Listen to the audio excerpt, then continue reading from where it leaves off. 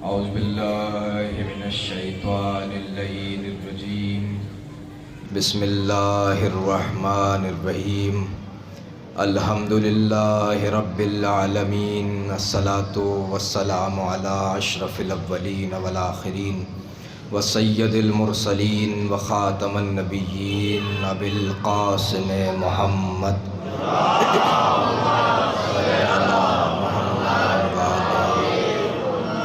ثم الصلاة والسلام على الإمام الحق بالحق مع الحق إلى الحق على الحق وصي الرسول وبعب علم الرسول أعني علي بن أبي طالب صلی اللہ محمد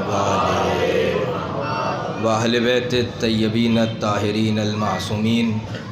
اما بعد فقد قال اللہ عز وجل فی کتاب المجید. بسم اللہ الرحمن الرحیم. قل لا اسألکم علیہ اجرا الا المودۃ فی القربى. صلوات.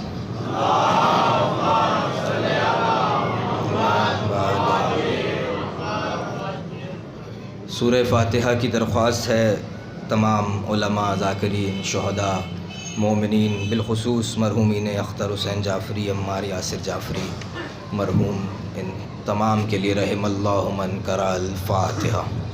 بسم اللہ الرحمن الرحیم. مالک یوم الدین. ایاک نعبد وایاک نستعین. اهدنا الصراط المستقیم صراط الذین انعمت علیہم غیر المغضوب. صلوات پڑھیں محمد وآل محمد. صلی علی محمد وآل محمد. جو افراد پیچھے ہیں اگر تھوڑا تھوڑا سا آگے آ جائیں گے تو بعد میں آنے والوں کے لیے آسانی. سب سے پہلے دعا گو ہوں اس خانوادے کے لیے کہ جس نے یہ شرف بخشا کہ حضرت زہرا کا ذکر ہو، اور آپ تمام اس ذکر میں ہر طریقے سے شامل ہوں. خدا ان کی توفیقات میں اضافہ فرمائے.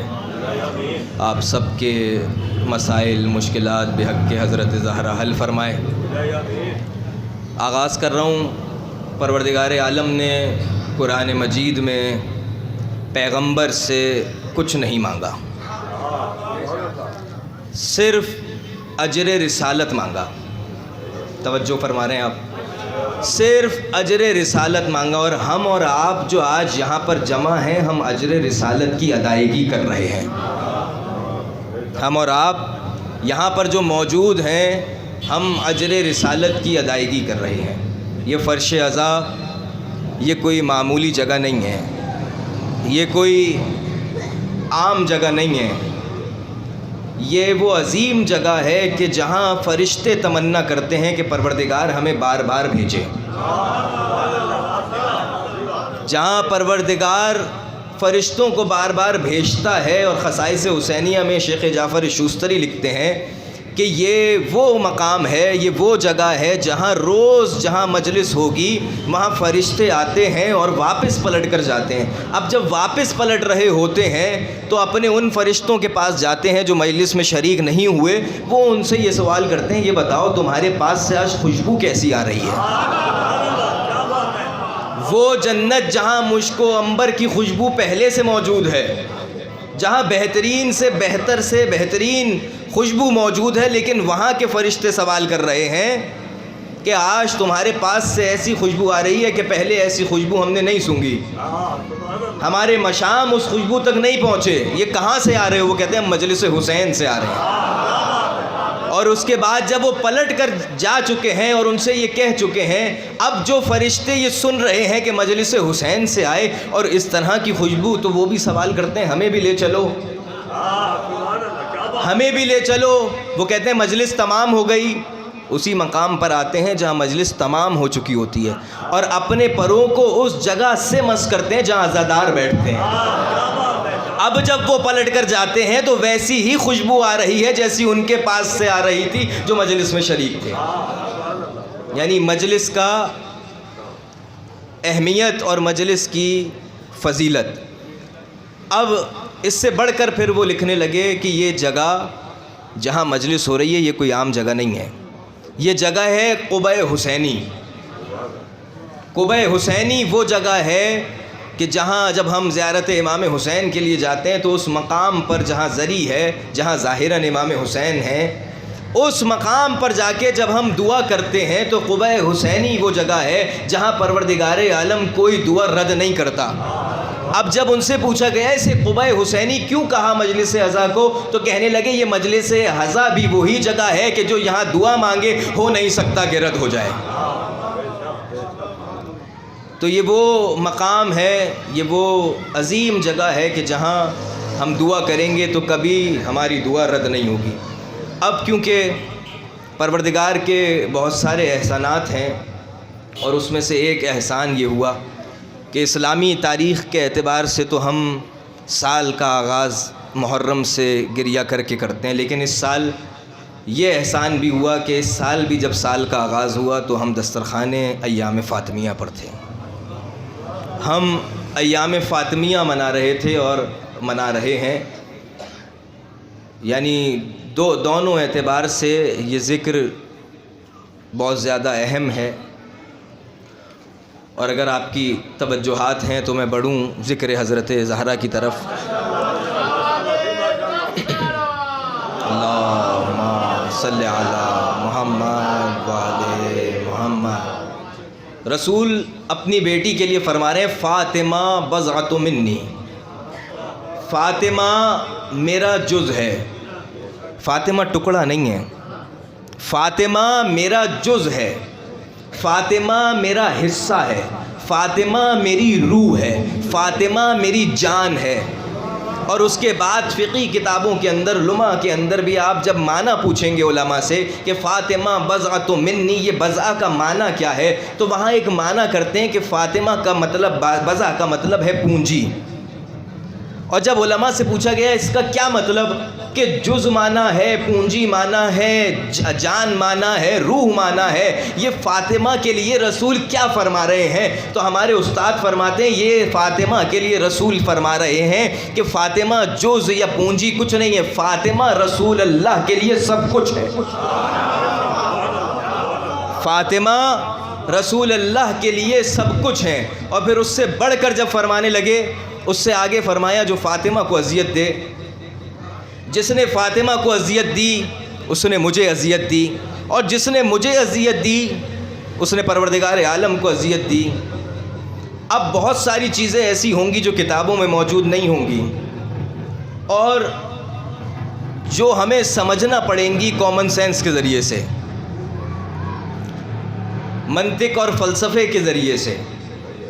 اب شاید روایت موجود نہ ہو، لیکن منطق اور فلسفہ اس کو کیا کہہ رہا ہے کہ رسول نے جب فرما دیا کہ جو فاطمہ کو تکلیف دے گا وہ مجھے تکلیف دے گا، اور جو مجھے تکلیف دے رہا ہے وہ پروردگار کو تکلیف دے رہا ہے، یعنی یہ فرمان مکمل کرنے کے بعد رسول دنیا کو صرف ایک بات سمجھا رہے تھے، وہ بات یہ تھی کہ تم جس نے فاطمہ پر ظلم کیا وہ جو چاہے دنیا اس کو کہتی رہے اور وہ کچھ بھی ہو سکتا ہے، لیکن جس نے ظلم کیا وہ مسلمان نہیں ہو سکتا۔ جس نے ظلم کیا وہ کبھی مسلمان نہیں ہو سکتا۔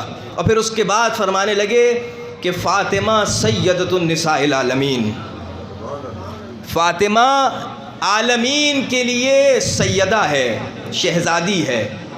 عالمین کے لیے کیا مطلب، عالمین سے کیا مراد ہے؟ صرف عالمین سے مراد نہیں ہے کہ یہ عالم یا یہ وقت، عالمین کا مطلب یہ ہے۔ پھر اس کے بعد فرمانے لگے الاولین والآخرین، یعنی پہلی خاتون جو خلق ہوئی تھی اس سے لے کر جو آخری خاتون خلق ہوگی اس کے لیے فاطمہ سیدہ تھیں، فاطمہ سیدہ ہیں، فاطمہ سیدہ رہیں گی۔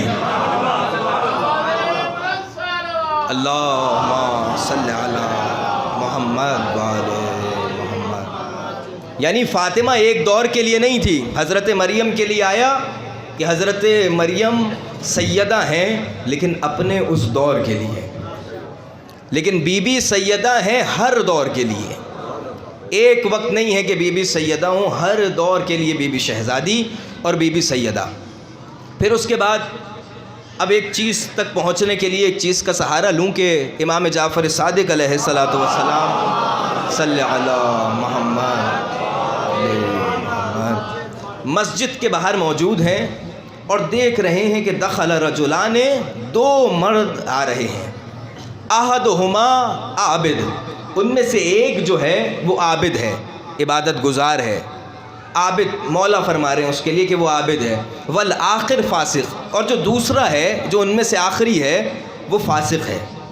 توجہ کر رہے ہیں آپ؟ دو لوگ مولا دیکھ رہے ہیں کہ وہ آ رہے ہیں، ان میں سے ایک عابد ایک فاسق۔ اب یہ دونوں جا چکے ہیں مسجد میں، مسجد کے باہر مولا تشریف فرمائے۔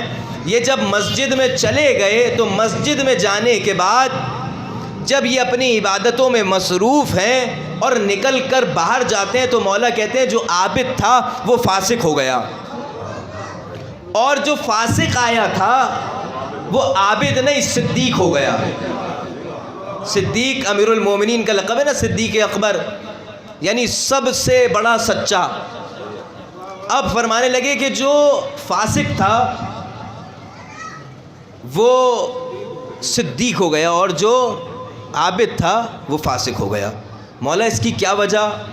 ابھی کچھ لمحے پہلے جب یہ مسجد میں داخل ہوئے اس وقت تو ان کی کیفیت جدا تھی، آپ انہیں کچھ اور پکار رہے تھے۔ اب کیا ہوا کہ جو عابد تھا جب عبادت کر رہا تھا اور پہنچا ہے مسجد میں تو یہ سوچ رہا تھا کہ دنیا میں کون ہے مجھ سے بہتر جو عبادت کرتا ہو، میرے لیے تو امام نے فرما دیا میں عابد ہوں، مجھ سے بہتر کون ہوگا؟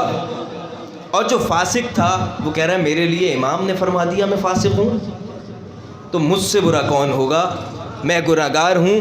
بس جب یہ کیفیت آئی اور نکلے تو امام نے کہا اب کیفیت بدل گئی۔ جس نے پروردگار کے سامنے تکبر کیا، جس نے لوگوں کے سامنے تکبر کیا وہ مٹ گیا، اور جو اپنی عاجزی سے اظہار کر رہا ہے وہ بہتر سے بہترین ہو جائے گا۔ اب یہ واقعہ، یہ مولا کی روایت، اس کا دنیا میں ہم نے کبھی کوئی عملی ثبوت دیکھا ہے؟ ہاں، ایک مقام ہے جسے کربلا کہتے ہیں، وہ کربلا کا مقام کہ جہاں جو حسین کو گھیر کر لایا تھا حسین نے اسے حر کو علیہ السلام بنا دیا، اور اس وقت جو لوگ یہ سوچ رہے تھے کہ ہم بہت اللہ والے ہیں، ہم بہت پرہیزگار ہیں، وہ یزیدی لشکر میں تھے اور انہیں پروردگار نے لعنت اللہ بنا دیا، وہ لعنت کے حقدار قرار پائے۔ اب جس چیز کے لیے میں نے آپ کو زحمت دی، عبادت اور عبادت میں تکبر، لیکن اگر ہم سے کوئی سوال کرے، اتنا مجمع ہے، ہم سے کوئی سوال کرے کہ یہ بتائیے 2 رکعت زندگی کی نماز فجر سے لے کے مغرب تک، عشاء تک، یہ مکمل نمازوں میں کوئی 2 رکعت نماز ایسی دکھا دیں پوری زندگی کی کہ پوری زندگی میں 2 رکعت نماز اتنے خشوع و خضوع کے ساتھ پڑھی ہو کہ اللہ اکبر سے لے کے والسلام تک صرف پروردگار عالم کے علاوہ کوئی ذہن میں نہ ہو، تو انتہائی مشکل ہوگا کہ ہم اپنی پوری زندگی سے 2 رکعت نماز دکھا سکیں، میرے سمیت بہت مشکل ہوگا کہ 2 رکعت ہم دکھا سکیں کہ ہم نے بھرپور خشوع و خضوع سے پروردگار عالم کی عبادت کی۔ اب یہ روایت موجود ہے کہ جس نے 2 رکعت نماز ایسی پڑھ لی کہ مکمل خشوع و خضوع تھا، کسی کے ذہن، کسی کے لیے کوئی بات ہی نہیں تھی سوائے پروردگار کے، تو اس پہ جنت واجب ہے۔ اب جب یہ ایک روایت نجف اشرف کے ایک عالم دین نے پڑھی تو جانے کے بعد کہا کہاں نماز پڑھوں ایسی؟ کا مسجد کوفہ چلتا ہوں۔ مسجد کوفہ پہنچنے کے بعد نماز شروع کی۔ اب جیسے ہی اللہ اکبر کا اور بسم اللہ پہ پہنچے، الحمد شروع کرنے والے تھے، سوچنے لگے کہ مسجد کوفہ میں تو گنبد ہی نہیں ہے، اور گنبد بناتے رہے ذہن میں، اور جب نماز ختم ہوئی تو پورا گنبد بن چکا تھا۔ یعنی ایک عام بندے کی بات نہیں ہو رہی ہے، ایک عالم دین کی بات ہو رہی ہے، ایک ایسے بندے کی بات ہو رہی ہے کہ جو اس وقت بڑی حیثیت اور بڑے علمی طور پر مضبوط شخصیت تھی، عرفاء میں سے تھے، ان کا یہ حال ہے تو پھر عام لوگوں کا حال کیا ہوگا۔ لیکن جہاں میں لے جانا چاہ رہا ہوں، رسول اللہ اس حدیث کو مکمل کرنے کے بعد جب کہا کہ فاطمہ بضعۃ منی، فاطمہ سید النساء العالمین من الاولین والآخرین، یہ مکمل کرنے کے بعد فرماتے ہیں کہ تمہیں پتہ ہے، اب جن سے خطاب کر رہے ہوتے ہیں کہ تمہیں معلوم ہے فاطمہ جب کبھی زندگی میں کبھی بھی مصلی عبادت پر آتی تھیں تو فاطمہ کا مصلی عبادت پر آنے کے بعد انداز عبادت دیکھ کر 70,000 ملک مقرب صلوات پڑھتے تھے۔ یعنی ہماری پوری زندگی میں 2 رکعت ایسی نہیں ہیں، لیکن جناب زہرا جب کبھی نماز پڑھتی تھی تو انداز عبادت دیکھ کر 70,000 فرشتے صرف درود پڑھتے تھے کہ ایسے کون پروردگار کی عبادت کر سکتا ہے۔ اور پھر جناب زہرا کے لیے یہی جب کبھی کا لفظ آیا، کلما، جب کبھی حضرت زہرا تشریف لاتی تھی تو رسول اللہ اٹھ کر استقبال کرتے تھے۔ توجہ چاہوں گا آپ حضرات کی، جب کبھی، روایت ہے کلما، جب کبھی بھی رسول تشریف فرما ہے اور جناب زہرا آئی ہیں تو رسول اللہ نے اٹھ کر استقبال کیا، ہاتھوں کو چوما، اپنی جگہ پر بٹھایا۔ اب یہ کام جو رسول اللہ کر رہے ہیں، فرما رہے ہیں، کیا یہ اس وجہ سے کام کیا جا رہا ہے کہ یہ عورت ہیں، یہ بیٹی ہے؟ اگر یہ ہوتا تو ہم اور آپ ہر خاتون کا احترام جو روایات میں، جو احادیث میں، جو اسلام میں ہے، اس سے ہٹ کر ہم استقبال اور ان کا اس طرح کرتے کہ اٹھتے، انہیں اپنی جگہ پر بٹھاتے اپنی بیٹیوں کو، لیکن یہ سنت میں تو کہیں نہیں آیا۔ یعنی جو ہم سے زیادہ سنت پر عمل کرنے کے روادار ہیں ان کے یہاں بھی یہ نہیں آیا۔ تو کیا مطلب کہ رسول اللہ کی یہ سنت تھی؟ نہیں، یہ سنت نہیں تھی۔ پھر کیا فضیلت تھی جناب زہرا کی؟ یہ فضیلت تھی، افضلیت تھی بی بی کی کہ بی بی کے احترام میں رسول اللہ کھڑے ہو رہے ہیں؟ نہیں، افضلیت اور فضیلت بھی نہیں ہے۔ کیوں؟ اس کی وجہ یہ ہے کہ اگر افضلیت اور فضیلت ہوتی تو رسول اللہ نے خود فرمایا فاطمہ اور علی ہم کف ہیں، فاطمہ اور علی برابر ہیں، فاطمہ اور علی کے فضائل ایک جیسے ہیں، ان میں کوئی فرق نہیں ہے۔ تو آپ نے کبھی دیکھا، کبھی سنا، کبھی پڑھا کہ جب کبھی علی آئے ہوں اور رسول اللہ نے اٹھ کر استقبال کیا ہو، اپنے جگہ بٹھایا ہو، ہاتھ چوما؟ آپ نے کبھی یہ نہیں پڑھا۔ پھر اس کی وجہ کیا ہے؟ علماء فرماتے ہیں، عرفا فرماتے ہیں، اس کی وجہ صرف ایک ہے، اور وہ وجہ یہ ہے کہ فاطمہ کو اس لیے فضیلت نہیں دی جا رہی کہ فاطمہ بیٹی ہے، فاطمہ کو اس لیے فضیلت نہیں دی جا رہی کہ افضلیت ہے، فاطمہ کو افضلیت اور فضیلت اس بنیاد پر دی جا رہی ہے کہ فاطمہ شریک کار رسالت ہے۔ فاطمہ شریک کار رسالت ہیں۔ مردوں میں تو 13 معصوم موجود تھے، عورتوں کے لیے نمونہ عمل کون ہو؟ عورتوں کے لیے نمونہ عمل کون ہو سکتا ہے؟ اللہم صلی علی محمد وآل محمد، اللہم صلی علی محمد وآل۔ توجہ فرما رہے ہیں آپ حضرات؟ عورتوں کے لیے نمونہ عمل کون ہوگا؟ عورتوں کے لیے نمونہ عمل ہوں گی حضرت زہرا۔ اور پھر امام معصوم، جو آپ بارہا یہ حدیث سن رہے ہوں گے، امام معصوم فرماتے ہیں کہ ہم 11 عوام پر حجت ہیں، اور اگر ہمارے لیے کوئی حجت ہے، فاطمہ حجت علیہنا، ہم سب حجت ہیں لوگوں پر، اور ہم پر ہماری دادی حجت ہیں۔ اور پھر وقت کے امام کیا فرما رہے ہیں؟ وقت کے امام فرما رہے ہیں کہ میرے لیے اگر کوئی نمونہ عمل ہے تو وہ میری دادی زہرا ہے۔ جو آیا نا کہ اللہم صلی علی محمد من مات ولم یعرف امام زمانے ہی مات میتن جاہلیہ، جو شخص اس دنیا سے چلا جائے بغیر زمانے کے امام کی معرفت حاصل کر کے، وہ جاہلیت کی موت مر رہا ہے۔ اور یہاں وہ امام جس کی معرفت حاصل کیے بغیر کوئی آدمی، کوئی شخص مر جائے تو وہ جاہلیت کی موت مر رہا ہے۔ اور وہ امام کس کی سیرت پر عمل کر رہا ہے؟ وہ امام حضرت زہرا کی سیرت پر عمل کر رہا ہے۔ اور اس کے بعد اب کلما والی حدیث پوری سنیے گا افضلیت شریک کار رسالت۔ اب جب محشر ہوگا اور محشر کے اندر اعلان ہوگا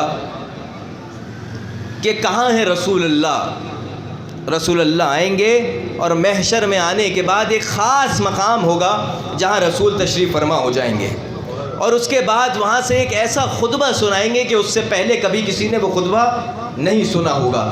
اسی طرح اس کے بالکل مقابل میں امیر المومنین موجود ہوں گے، اور امیر المومنین ایسا خطبہ سنائیں گے اور ان کے نیچے تمام اوصیاء ہوں گے، اور وہ سب بھی وہ ایسا خطبہ سنیں گے کہ اس سے پہلے وہ خطبہ سنا نہیں ہوگا۔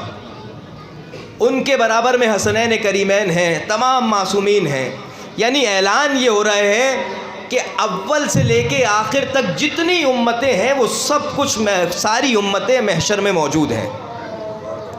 اور یہ کہا گیا کہ 5 یا 4 روایت میں الفاظ ہیں کہ وہ لوگ کہاں ہیں۔ آواز آئے گی این ختیجہ ابن خویلد، کہاں ہے ختیجہ، اور جناب ختیجہ داخل ہوں گی۔ پھر آواز آئے گی کہاں ہے ام کلثوم، حضرت موسیٰ کی بہن، حضرت ام کلثوم داخل ہوں گی۔ پھر آواز آئے گی کہ کہاں ہے مریم و سارہ، پھر مریم و سارہ داخل ہوں گی۔ اب اس کا مطلب محشر میں سوائے ایک شخصیت کے سب داخل ہو چکے ہیں، حضرت آدم سے لے کے اور دنیا میں آخر آنے والے فرد تک تمام امت، تمام کائنات موجود ہے اس وقت محشر میں۔ اور آواز آئے گی کہاں ہے حضرت زہرا،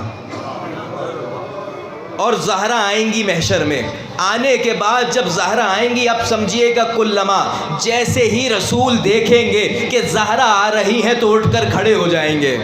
اٹھ کر جب کھڑے ہوں گے تو بتائیے کہ جب رسول کھڑے ہو جائیں گے تو علی کیسے بیٹھے رہیں گے، اور جب علی کھڑے ہو جائیں گے تو حسنین کیسے بیٹھے رہیں گے، یہ ساری امتیں کیسی بیٹھی رہیں گی۔ بس زہرا داخل ہوئی ہیں محشر میں، تمام امتیں کھڑی ہو گئیں، یعنی فاطمہ کی تعظیم میں ساری خدائی کھڑی ہو جائے گی۔ فاطمہ وہ ہیں کہ جن کی تعظیم میں پروردگار عالم نے ساری خدائی کو خلق کر دیا، ساری خدائی کو کھڑا کر دیا۔ اے رسول اگر علی نہ ہوتے میں تمہیں خلق نہ کرتا، اے علی اگر رسول نہ ہوتے میں تمہیں خلق نہ کرتا۔ ان دونوں کے لیے کہا، فرمایا، اور پھر کہنے لگے کہ اے علی اور رسول اگر فاطمہ نہ ہوتی تو میں تمہیں بھی خلق نہ کرتا۔ کیوں کہ بی بی شریک کار رسالت ہیں، یہ کام انجام دیا جا ہی نہیں سکتا تھا کہ اگر بی بی نہ ہوتی۔ جب رسول کے آخری فرزند رسول نے دفنائے اور دفنانے کے بعد پلٹے ہیں، جیسے ہی پلٹے تو ایک آس نامی ملعون رسول کے سامنے آیا اور کہنے لگا کہ اے رسول اب تم ابتر ہو گئے۔ جب تانا ابتر سنا تو سننے کے بعد وہ رسول کے جس نے اپنی زندگی میں تمام پیغامات پہنچائے، سب پیغامات پہنچانے کے بعد وہ رسول پہ کچرا پھینکا گیا جو بچپن سے آپ اور ہم نے سن رکھا ہے، اس کی عیادت کے لیے چلے گئے، اپنے رستے سے نہیں ہٹے۔ اس کے بعد نعوذ باللہ اوجڑی پھینکی گئی، ہر طرح کا جو ظلم، جو مظالم کیے جا سکتے تھے کہ یہ اپنے پیغام سے پیچھے ہٹ جائے، لیکن رسول نہیں ہٹے۔ لیکن یہ وہ واحد جگہ ہے کہ جس جگہ رسول کو جب یہ ابتر کا تانا ملا تو اب رسول گریہ کرنے لگے، اب رسول رونے لگے، اور جب رسول پلٹے ہیں، اب جس کام کے لیے جا رہے تھے اس کام کو انجام نہیں دیا، اپنے گھر کی طرف آئے، اور اپنے گھر کی طرف آنے لگے تو یہ آس جو ملعون تھا یہ کفار کے گھروں میں جا کر، کفار کی بستیوں میں جا کر، کفار کے علاقوں میں جا کر انہیں روک روک کر کہتا تھا اب تم گھبراؤ نہیں، رسول کے ہاں کوئی اولاد نہیں ہوئی ہے۔ توجہ چاہوں گا آپ کی، اب تم گھبراؤ نہیں، رسول کیا کوئی نہیں ہے، رسول کیا کوئی اولاد نہیں ہے۔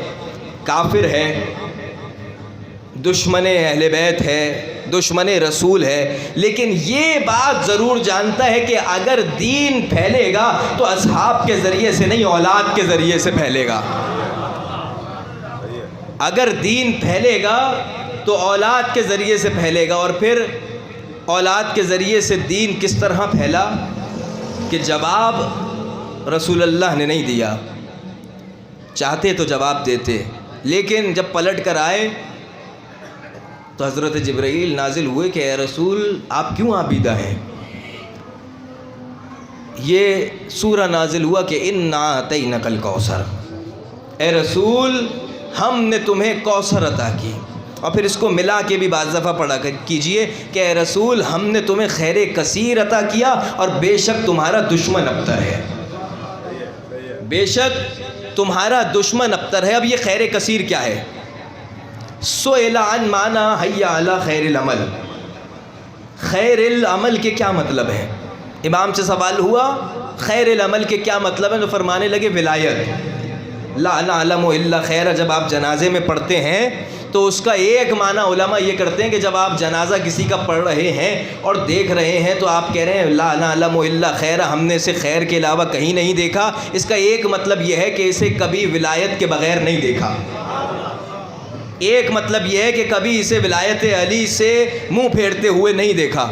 اور پھر فرمانے لگے اور کیا معنی ہے مولا؟ ان کے اصحاب تو کہنے لگے اس کا معنی ہے حضرت زہرا کا. حضرت زہرا کیا مطلب کا؟ خیر قرآن میں جہاں استعمال ہوا ہے خیر کثیر، اس کا مطلب ہے حضرت زہرا. اور حی علی خیر العمل کہ جب تمہیں پلٹنا ہے، اچھی طرف آنا ہے، تو مطلب ہے زہرا. اور اگر تم حضرت زہرا سے سچے ہو گئے تو پوری دنیا کو حضرت زہرا تمہارے لیے سچا بنا دیں گی.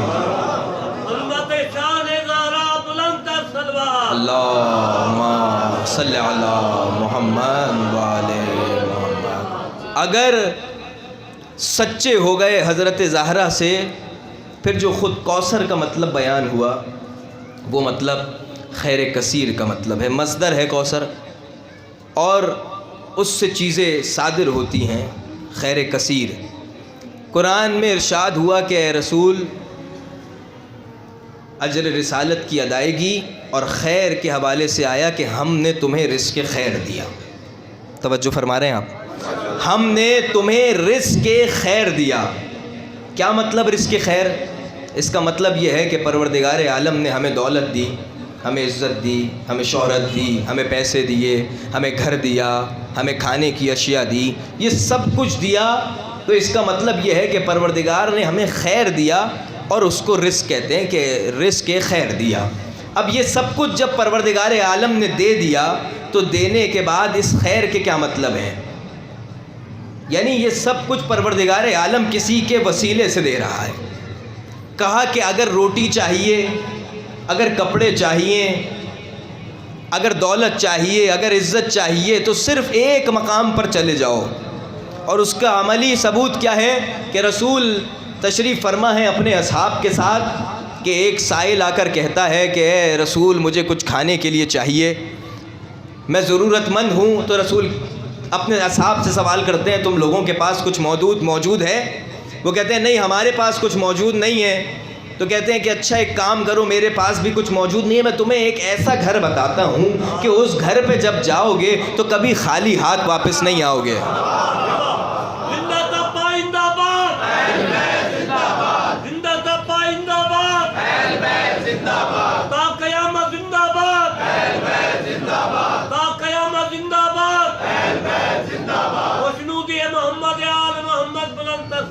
اللہم صلی علی محمد وآل محمد وعجل فرجہم.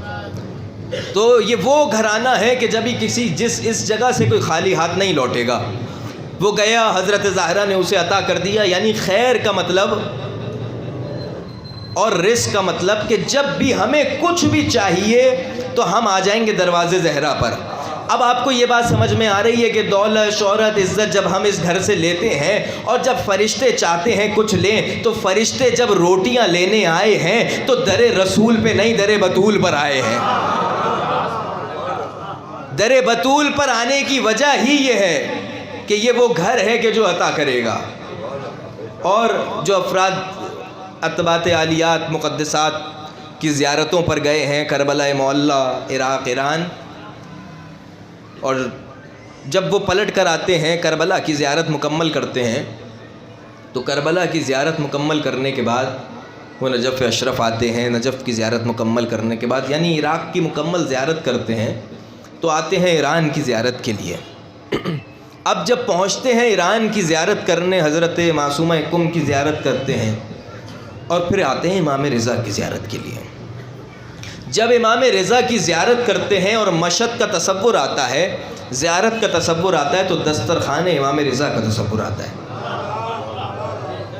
جب دسترخوان امام رضا کا تصور آتا ہے تو یہ بات ذہن میں آتی ہے کہ اگر کوئی آیا ہے اور اس سے ہم یہ سوال کریں کہ یہ بتاؤ تم دسترخوان امام رضا سے کیا کھا کر آئے ہو، وہاں کیا ملا دسترخوان امام رضا پر؟ اب اگر کوئی عام فہم ہوگا، دین کو اور ادراک اور فہم رکھنے والا نہیں ہوگا تو کہے گا مثلاً کچھ بریانی، کچھ پلاؤ، کچھ اس طرح کا میں کھا کر آیا۔ لیکن اگر کوئی معرفت رکھنے والا ہوگا، کوئی اہل بیت کو سمجھنے والا ہوگا، کوئی اس فرش ازا سے منسلک ہوگا اور وہ یہ دسترخوان کھا کر آئے گا اور آپ اس سے سوال کریں گے تم نے کیا کھایا، تو وہ کہے گا دسترخوان امام رضا سے میں نے تبرک کھایا۔ یعنی جو چیز منسلک ہو جائے اہل بیت سے، جس وقت وہ معصوم سے منسلک ہوگی وہ تبرک قرار پائے گی، اس وجہ سے کہ وہ جو فرشتے روٹیاں لینے آئے تھے وہ روٹیاں لینے نہیں آئے تھے، وہ در زہرا سے تبرک لینے آئے تھے۔ اللہم صلی علی محمد وعلی محمد۔ وہ در زہرا سے آئے تھے تبرک لینے۔ کیوں؟ کہ جناب زہرا ایک نوری مخلوق ہے جن کا نور پروردگار عالم نے بیت نور میں رکھا ہے، بیت المعمور میں رکھا ہے۔ بیت المعمور جنت میں ایک گھر ہے، اس گھر کو بیت المعمور کہتے ہیں، بیت النور کہتے ہیں، یعنی اس گھر کے اندر نور رہا کرتا تھا۔ اور حضرت زہرا کے علاوہ بھی بہت سارے نور تھے جو وہاں رہتے تھے۔ اس سے پہلے، اس کو تھوڑا سا پہنچانے سے پہلے، جب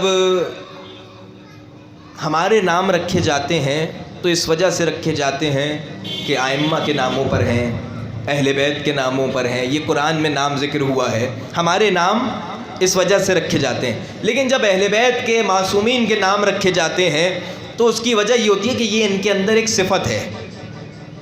اور جب حضرت آدم اس دنیا میں آئے، آدم نام رکھا گیا کیونکہ مٹی تہ سے لیے گئے تھے، اس سے بنائے گئے تھے، اس لیے نام رکھا آدم۔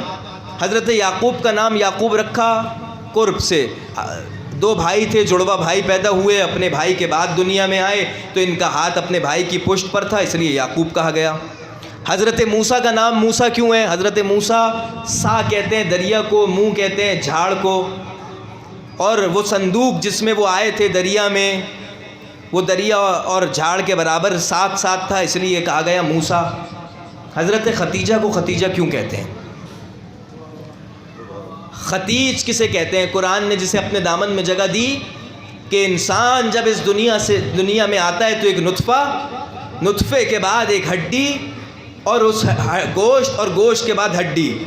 اب جب یہ گوشت ہڈی پر چڑھے گا تو انسان مکمل وجودی طور پر آ جائے گا، لیکن جب گوشت ہڈی پر نہ چڑھے تو اسے عربی کے اندر، لغت کے اندر ختیج کہتے ہیں۔ جب گوشت ہڈی پر نہیں چڑھے گا تو اسے ختیج کہتے ہیں۔ ختیج لڑکے کے لیے اور ختیجہ لڑکی کے لیے۔ یعنی کیا مطلب ہے اس کا؟ اس کا مطلب ہے نامکمل۔ جناب ختیجہ، ان کے نام کا مطلب نامکمل، یہ کیسے ہو سکتا ہے؟ اور جب آپ کسی طبیب سے پوچھیں گے، کسی ڈاکٹر سے پوچھیں گے، کسی بزرگ سے پوچھیں گے کہ یہ ختیج کیوں کہا جاتا ہے، تو وہ یہ کہے گا، یعنی اس کیفیت کو، کہ جب گوشت ہڈی سے جا کر ملتا ہے تو نجس خون ہے جو اس میں شامل ہو کے اسے جوڑتا ہے۔ اب یہ پروردگار عالم نے یہ سارا اہتمام کیا کہ ختیجہ جب اپنی مادر کے شکم میں تھیں تو ان کے اندر اس چیز کو جب بنایا گیا تو اس چیز سے دور رکھا گیا۔ کیوں؟ کیونکہ سیدہ زہرا نے حضرت ختیجہ کے شکم میں آنا ہے۔ فاطمہ اسے کہتے ہیں جو شکم مادر میں بھی نجس خون سے دور رہے۔ فاطمہ اللہم صلی علی محمد وآل محمد۔ فاطمہ وہ جس کی دنیا میں آنے کے لیے ماں کے لیے بھی اہتمام کیا جا رہا ہے، اور جب سب نے حضرت خدیجہ کا ساتھ چھوڑ دیا تو ساتھ چھوڑنے کے بعد اپنے گھر میں تنہا ہے۔ ایک دن رسول اللہ تشریف لاتے ہیں، دیکھتے ہیں کہ خدیجہ کسی سے باتیں کر رہی ہیں۔ کہ خدیجہ مجھ سے شادی کے بعد تو تم سے سب نے منہ موڑ لیا، تم سے سب ناراض ہو گئے، اب تم کس سے باتیں کر رہی ہو؟ کہ میرے شکم میں جو یہ زہرا ہے یہ مجھ سے باتیں کرتی ہے، جو یہ میرے شکم میں ہے یہ مجھ سے باتیں کرتی ہے، یعنی جناب زہرا نور۔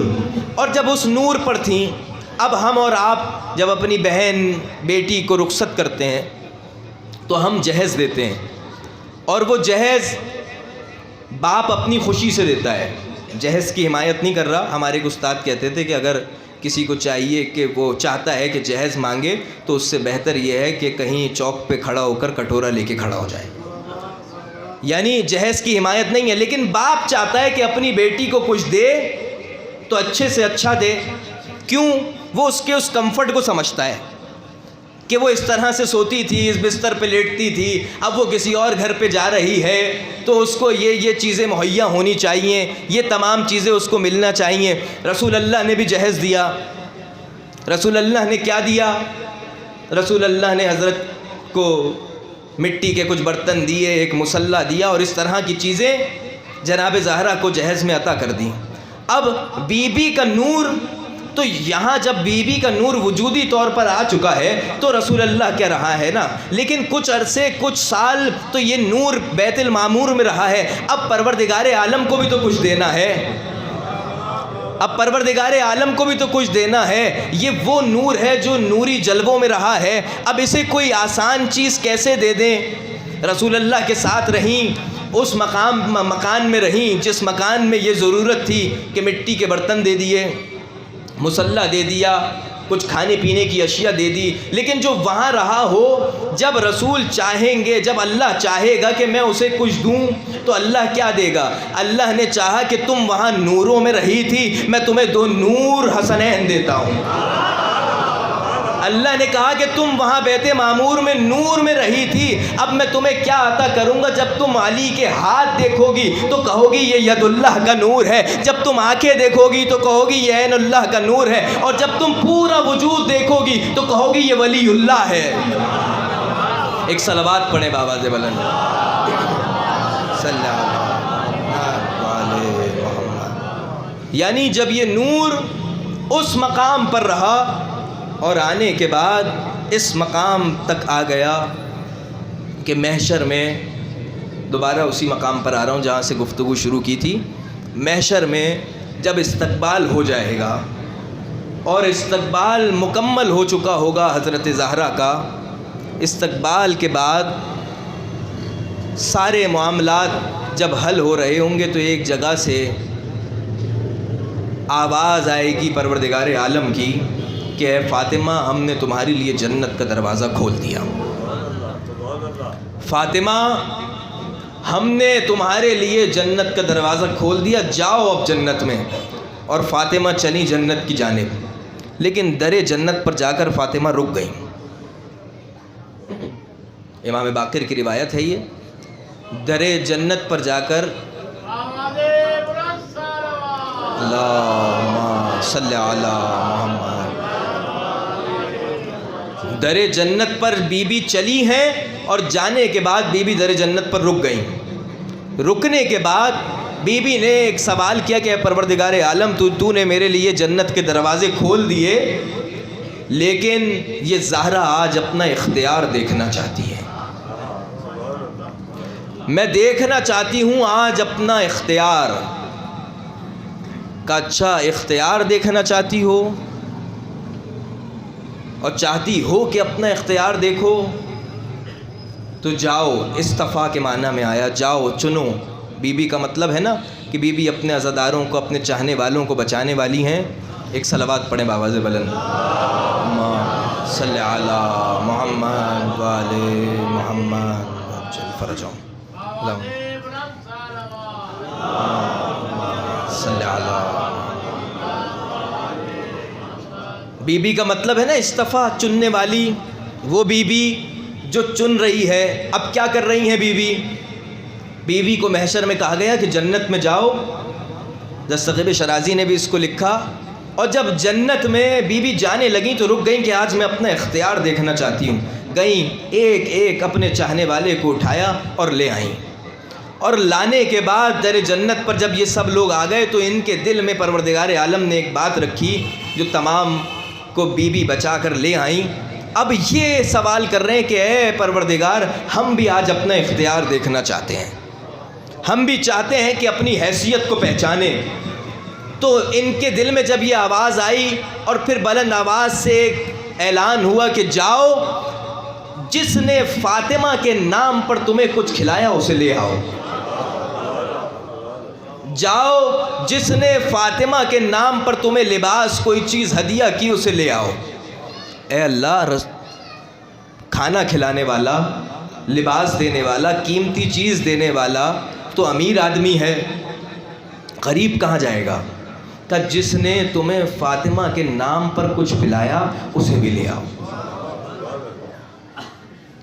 یہ وہ بی بی کہ جس کو مقصد ایک یہ کہ یہ اپنے چاہنے والوں کی شفاعت کرے گی، اور اس بی بی کے دروازے پر آگ، اس بی بی کے گھر پر آگ۔ آپ مسلسل مصائب سن رہے ہیں اور ابھی یہ کئی دن تک جاری رہے گا، لیکن جب آپ گریہ کر رہے ہوتے ہیں یا پوری زندگی آپ نے ایام اعزاء میں گریہ کیا، تو ہر پڑھنے والا آپ سے یہ کہتا ہے کہ آج ایک رومال لے کر ایک ماں آئی ہے، اور وہ ماں اپنے بیٹے کا پرسہ لینے آئی ہے۔ میں آپ سے کہوں گا آج ایک بیٹا آیا ہے جسے حسین کہتے ہیں اور اپنی ماں کا پرسہ لینے ہیں۔ امام حسن مدینے کی ایک گلی سے نہیں گزرتے تھے، بار بار لوگ کہتے تھے مولا یہ رستہ آسان ہے، یہاں سے گزر جائیے، یہاں سے آپ کیوں نہیں گزرتے؟ یہ نزدیک تر ہے۔ تو مولا کہتے تھے تمہیں معلوم نہیں ہے، میں چھوٹا تھا، اپنی ماں کے ساتھ گزر رہا تھا، ایک ظالم نے میری ماں پر ہاتھ اٹھایا، اس کے بعد میں نہیں گزرتا۔ بس یہ سنیے گا مصائب کہ جب اعلان ہو گیا کہ حضرت کی رحلت نزدیک ہے، بس سب کو معلوم ہو گیا کہ جناب زہرا اس دنیا سے چلی جائیں گی۔ اب جب بچوں کو یہ پتہ چلا کہ اب یہ جانے والی ہیں، تو جیسے ہی دیکھا تو حضرت ام سلمہ نے کہا کہ جاؤ بچوں، جانے کے بعد جاؤ اور جا کر اپنے بابا کو بلا کر لے کر آؤ، اور اب چلے ہیں۔ جانے کے بعد بچوں کے پیروں کو تھاما ہے اور بیٹھ گئے ہیں علی۔ کیوں؟ کون علی؟ جس نے خیبر کو اکھاڑا، وہ علی کہ جو خندق کا فاتح ہے، وہ علی کہ جس نے تمام جنگیں جیتی ہیں۔ اب جب یہ خبر آئی ہے کہ زہرا اس دنیا سے جانے والی ہے، اب اسی علی سے چلا نہیں جا رہا۔ کبھی چلتے ہیں بیٹھ جاتے ہیں، کبھی گر جاتے، علی کیا ہوا؟ علی آگے بڑھے، گھر پہنچے کہ فاطمہ تم پر کیا ظلم ڈھائے گئے۔ اپنے بچوں کو کہا کہ بچوں یاد رکھو، اب میں غسل دینے جا رہا ہوں، لیکن یاد رکھنا تمہاری ماں اس دنیا سے گئی ہے، جب یہ اس دنیا سے چلی گئی تمہیں گریہ کرنے کا دل ہے، تم رو گے، بلند آواز سے رو گے، لیکن جب تمہیں گریہ کا دل زیادہ چاہے اور تمہاری چیخ بلند ہونے لگے تو اپنی آستین کو اپنے منہ میں رکھنا، تاکہ تمہاری آواز فلاں فلاں تک نہ پہنچ جائے، تمہاری آواز باہر تک نہ پہنچ جائے۔ یہ کہنے کے بعد علی چلے ہیں غسل دینے۔ اب علی نے ایک آواز بلند کی، سب طرف گئے، علی ابھی بچوں کو روک رہے تھے، یہ کیا ہو گیا؟ آواز آئی، ارے تمہیں نہیں معلوم، فاطمہ نے نہیں بتایا، فاطمہ کی پسلیاں زخمی۔ انا للہ و انا